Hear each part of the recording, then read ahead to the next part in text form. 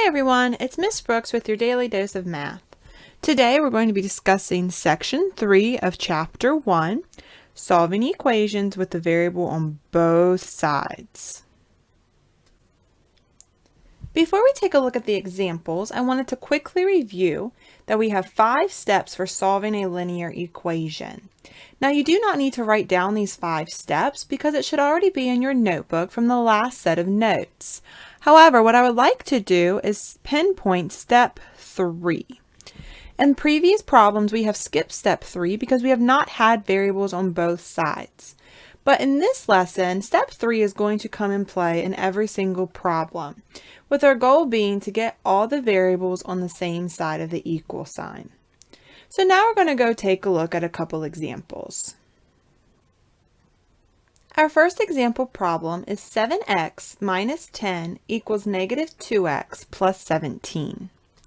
When we solve equations, if there are variables on both sides of the equal sign, what we want to do is get them on the same side. Now we're still going to follow the normal process of what we see, we need to do the opposite operation. So if we take a look, we have a 7x and we have a negative 2x. Now the 7x is on the left and the negative 2x is on the right.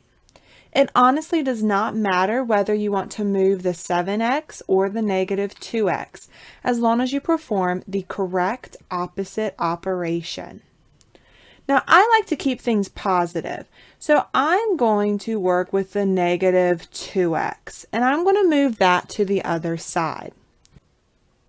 Now to move the negative 2x, we're going to need to perform the opposite operation. So there's 2 ways you can think about this.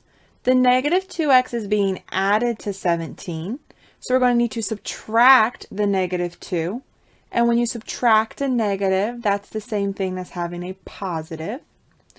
The other way to think about it is you have a negative 2x. The opposite of a negative is a positive.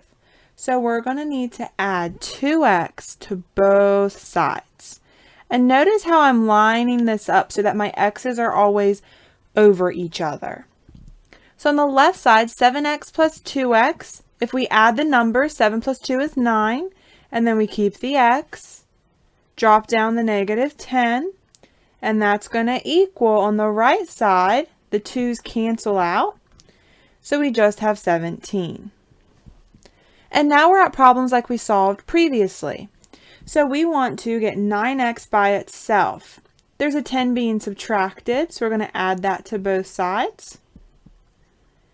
On the left, we'll just be left with 9x since the 10's will cancel. And 10 plus 17 is 27. And then get rid of the 9 by division. The 9's will cancel each other out. We just have our variable x. And 9 goes into 27 3 times. So our answer to this equation is x equals 3. Our second example is n minus 10 equals 4n plus 12. So to solve this equation, we're going to follow a similar process. We want to get the variables on one side of the equation. So right now we have n and we have 4n. Again, it does not matter which variable you want to move. I'm going to choose to move the n this time. So remember, we assume if it's just the letter, there's a 1 out front. So just having an n is the same thing as 1n. And then I want to do the opposite of what I see.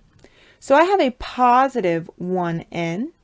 I want to then have the opposite of a positive 1n. So I need to subtract 1n on both sides.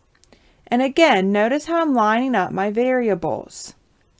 On the left, the 1n's cancel, so I have a negative 10.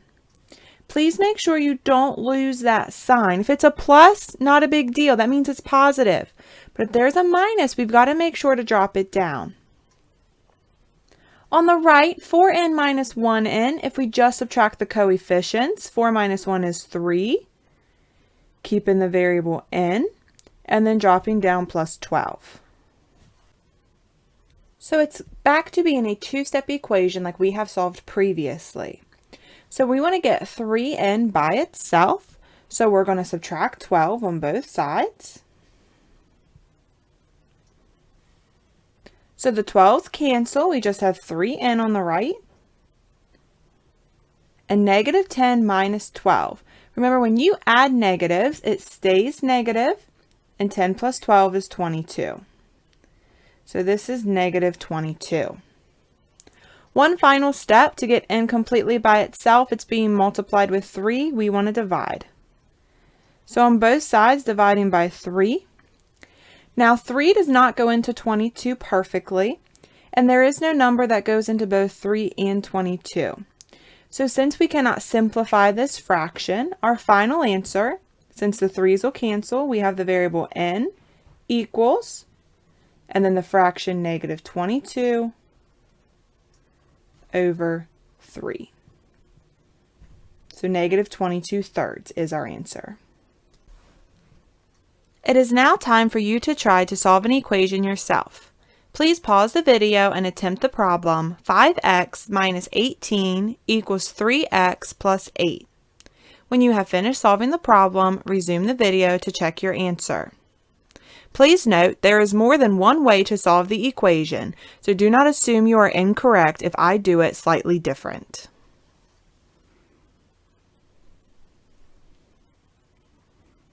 To solve this equation, we want to get the variables on both sides to be on one side.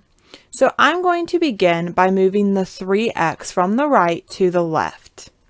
Since I currently have a positive 3x, I'm going to subtract 3x from both sides because the opposite of a positive is a negative.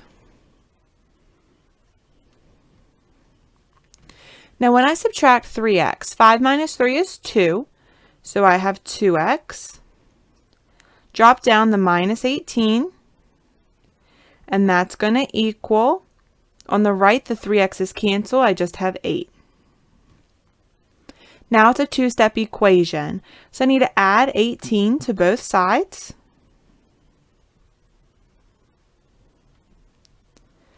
On the left, the 18's cancel, we have 2x. And 18 plus 8 on the right is going to be 26. Divide by 2. The 2's cancel, so x equals 2 goes into 26 13 times. So our answer to this equation is 13. Your second U-try is 100x minus 20 equals negative 50x plus 8. Please pause the video and attempt this problem yourself. When you have an answer, resume the video to check your answer. Again, I might use a different order to solve the equation. That does not mean that you are necessarily wrong, so please check the final answer.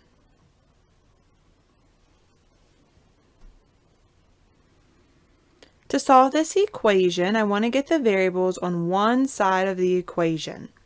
On the left, I have a 100x, and on the right, I have a negative 50x. I'm going to choose to move the negative 50x. So to move the negative 50x, the opposite of a negative 50 would be to have a positive 50. So I'm going to add 50x to both sides of my equation. Again, I'm still lining up my variables. On the left, 100x plus 50x is 150x. I'm going to drop down the minus 20, and that's going to equal, on the right, the 50's cancel, so that just equals 8. Now it's a two-step equation. So to get the x term by itself, I need to add 20 to both sides. So on the left, the 20's cancel. I have 150x. 20 plus 8 is 28 on the right. And then we need to divide since the 150 and x are being multiplied.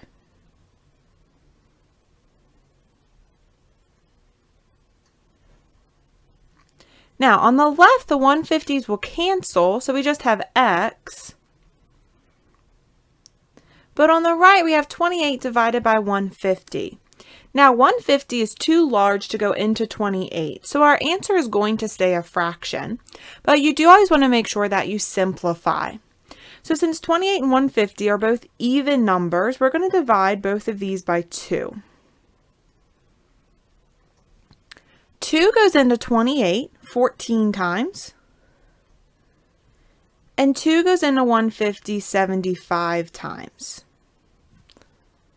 If we look at that fraction, 14 over 75, we see that there is no other number that goes into both 14 and 75. So our final answer will be this simplified fraction, x equals 14 over 75. This concludes today's lesson on solving equations with variables on both sides. If you have any questions, please ask Ms. Brooks for assistance. Thanks for tuning in, and we'll catch you next time on your Daily Dose of Math with Ms. Brooks.